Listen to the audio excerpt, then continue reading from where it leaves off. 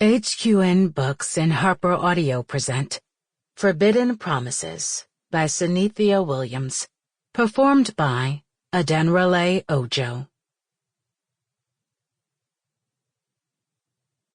Chapter 1. A large calla lily bouquet came entirely too close to slapping India Robidoux in the face the moment she entered her family's home for the first time in 4 years. Only a quick slide to the right saved her from that indignity. The woman carrying the flowers rushed by with a barely audible, "Excuse me." India jumped back to avoid being hit by another bouquet as a different woman with an equally large arrangement hurried by. The ornate oak and glass front door swung open behind her. India stutter-stepped to the right to avoid being hit. Maybe she should have taken up dancing instead of the violin. She clearly had the footwork down. The front door opened again, and a man carrying a large box rushed through. "Where do you want these?" he asked her. He shifted, and the sound of glasses clinking together came from the box. India's mouth opened, then closed. She glanced around in the hope he was talking to someone who had some clue what was going on. The man loudly cleared his throat. "Ma'am." Blinking rapidly, India pointed down the hall where more noise came from the back of the house. The kitchen?" That had to be where glasses needed to go. The man nodded and hurried on his way. Yet another woman carrying a huge bouquet, roses instead of calla lilies, rushed by.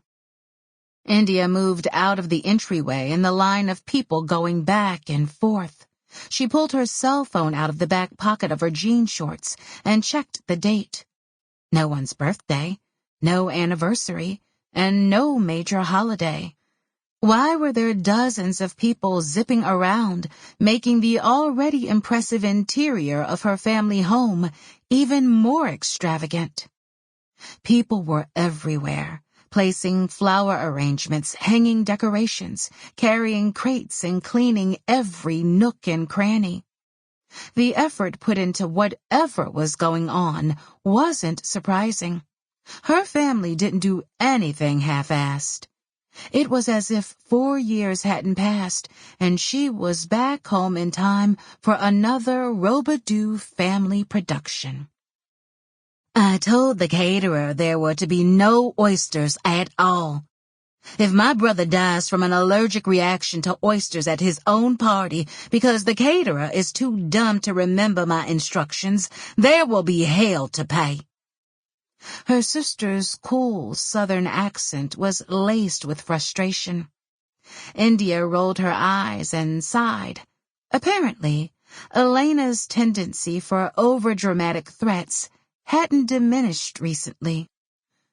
The quick apologetic reply of the unfortunate assistant her sister spoke to accompanied the sound of heels clicking along the marble in India's direction.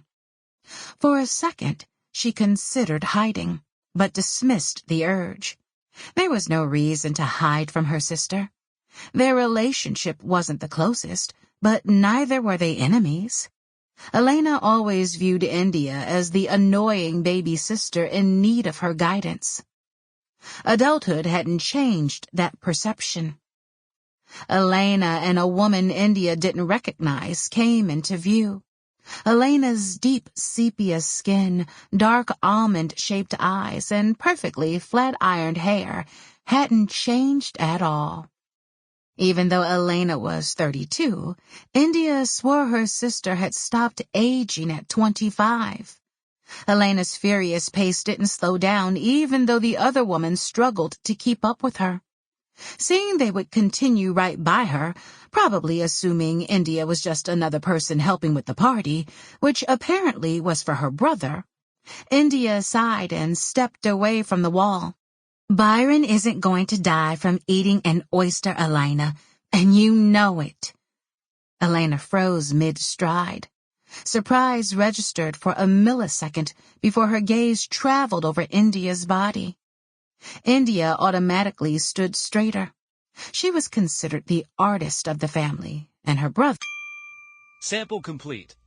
Ready to continue?